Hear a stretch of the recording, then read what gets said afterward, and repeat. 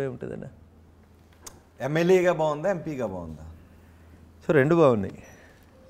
So Dubbaka ఎమ్మెల్యేగా గెలవడం అనేది ఒక చరిత్ర. అది తర్వాత దుబ్బాకే కాదు ఇంకొంచెం విస్తరించి సేవ చేయమని మా ఓటర్లందరూ మెదక్ నియోజకవర్గ ప్రజలంతా పార్లమెంట్కి పంపించారు. సో పార్లమెంట్ అనేది భారత ప్రజాస్వామ్యానికి ఒక దేవాలయం లాంటిది. నాలాంటి చిన్న కుటుంబంకి వచ్చినోడు ఎలాంటి రాజకీయ అండదండలు లేకుండా ఎదిగి అంత దూరం పోయిందంటే అది డాక్టర్ బిఆర్ అంబేద్కర్ రాసినటువంటి రాజ్యాంగం యొక్క గొప్పతనం.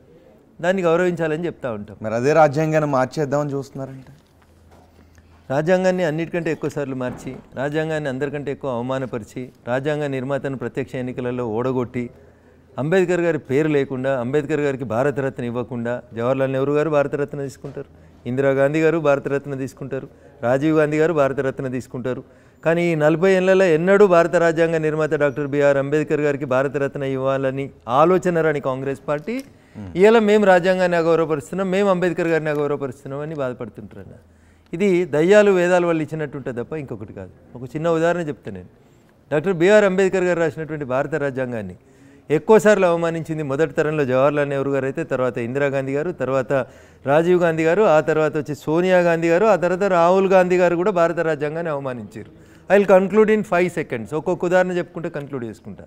భారత రాజ్యాంగానికి మొట్టమొదటిసారిగా మార్పులు తీసుకొచ్చి 1950లో భారత రాజ్యాంగం అమల్లోకి వచ్చినాక వెంటనే ఏడాది లోపు రాజ్యాంగం లోపల సవరణలు తీసుకొచ్చి రాజ్యాంగానికి చైర్పర్సన్గా ఉండి రాసినటువంటి బిఆర్ అంబేద్కర్ని అవమానపరిచింది తొలి ప్రధాని జవహర్లాల్ నెహ్రూ గారు. ఆయన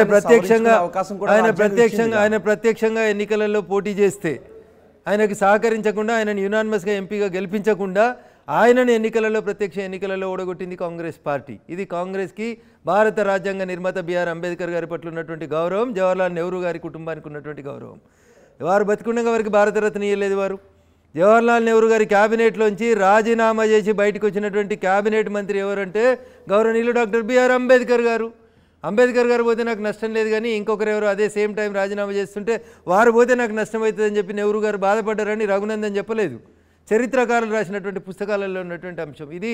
మొదటి తరంలో జవహర్లాల్ నెహ్రూ గారు అంబేద్కర్ గారికి రాజ్యాంగానికి చేసినటువంటి బాధాకరమైనటువంటి సంఘటన. ఇందిరాగాంధీ గారు భారత రాజ్యాంగంలో ఎక్కడ ఎమర్జెన్సీ పెట్టమని చెప్పలేదు. డాక్టర్ బిఆర్ అంబేద్కర్ గారు రాసినటువంటి రాజ్యాంగంలో ఉన్న అన్ని హక్కులని తుంగలదోసి ఆఖరికి రిపోర్టర్ వార్త రాస్తే కూడా పోలీసు వాళ్ళు పోయి అక్కడ కూర్చొని దాన్ని ఎడిట్ చేసి వార్తల్ని పబ్లిష్ చేసి భారత రాజ్యాంగాన్ని అవమానపరిచింది రెండవసారి ఇందిరాగాంధీ గారు. షాబానో కేసులో ఒక ముస్లిం అమ్మాయి కూడా భర్త నుంచి భరణం పొందొచ్చని సుప్రీంకోర్టు జడ్జిమెంట్ ఇస్తే సుప్రీంకోర్టు ఇచ్చిన జడ్జిమెంట్ని డస్ట్బిన్లో వారేసి రాజ్యాంగ సవరణ తీసుకొచ్చి, ఆర్డినెన్స్ తీసుకొచ్చి ముస్లిం సోదరీమణులని కేవలం ఓటు బ్యాంకు రాజకీయాలకు వాడుకొని ముస్లిం మహిళలకి భరణం ఇవ్వద్దు, ఇది అల్లాకు వ్యతిరేకం, ఇస్లాంకు వ్యతిరేకం అని సుప్రీంకోర్టు ఇచ్చిన ధర్మాసనం ఇచ్చిన జడ్జిమెంట్ని డస్ట్బిన్లో వారేసినటువంటి ఘనత గౌరవనీయులు స్వర్గీయ అప్పటి భారత ప్రధాని రాజీవ్ గాంధీ గారికి దక్కుతుంది. ఇక 4వ తరం సోనియా గాంధీ గారు భారత రాజ్యాంగం ఈ దేశ ప్రధానమంత్రికి, ఈ దేశ కేబినెట్కి సర్వోన్నత స్థానం ఇస్తుంది. మన్మోహన్ సింగ్ గారిని యూపీఏ 1, యూపీఏ 2లో ప్రధానమంత్రిని చేసి రాజ్యాంగేతర శక్తిగా యూపీఏ చైర్పర్సన్గా కూర్చొని అనేక సందర్భాల లోపల వివిధ దేశాల దేశాధినేతలు వస్తే ప్రధానమంత్రి కంటే ముందు పోయి సోనియా గాంధీని కలిసేలాగా ఫెసిలిటేట్ చేసుకొని మరొకసారి భారత రాజ్యాంగం నిర్మించినటువంటి నిర్మాత అయినటువంటి అంబేద్కర్ గారు చెప్పినటువంటి ప్రధానమంత్రి కుర్చీని అవమానపరిచింది సోనియా గాంధీ గారు. భారత కేబినెట్ మన్మోహన్ సింగ్ గారి నాయకత్వంలో ఒక ఆర్డినెన్స్ తీసుకొని వస్తే ఆ ఆర్డినెన్స్ని తీసుకుపోయి ఒక ఎంపీ ప్రెస్ మీట్లో చింపేసి భారత ప్రధానమంత్రిని, భారత కేబినెట్ని అవమానించి భారత రాజ్యాంగ నిర్మాత బిఆర్ అంబేద్కర్ని అవమానించింది ఎవరంటే ద గ్రేట్ రాహుల్ గాంధీ గారు.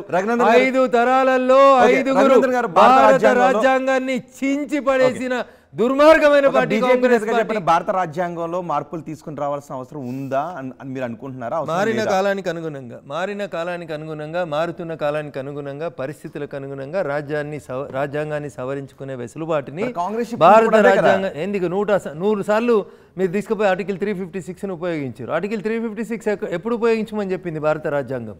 100 సార్లు అంటే సవరణ చేయాలి. నేను అదే చెప్తా ఉన్నా. మీరు రోమ్లో ఉంటే రోమన్లా ఉండాలి. ఊరందరూ బెల్ బాటం ప్యాంట్లు తొడిగితే నువ్వు పూనా ప్యాంట్ తొడిగినావు అనుకో అన్న రాళ్ళేసి కొడతారు. నేను జనం ఇప్పటికీ Congress struggle for existence and survival of the fittest. మన చుట్టూ జనం ఎట్లుంటే మనం అట్లా ఉండడానికి నేర్చుకోవాలి. దాంట్లో అట్లా మారాలి. అట్లా రాజ్యాంగాన్ని మార్చాలి. కానీ రాజ్యాంగ మౌలిక సూత్రాలకే మొత్తం మీరు తేడా తీసుకొని వచ్చేస్తే మేము అపోజ్ చేస్తాం. రఘునందన్ గారు, ఇప్పటికీ కాంగ్రెస్ నేతలు చెప్తారు సోనియా గాంధీ ప్రధానమంత్రి అయ్యే అవకాశాన్ని వదిలి త్యాగం చేశారు.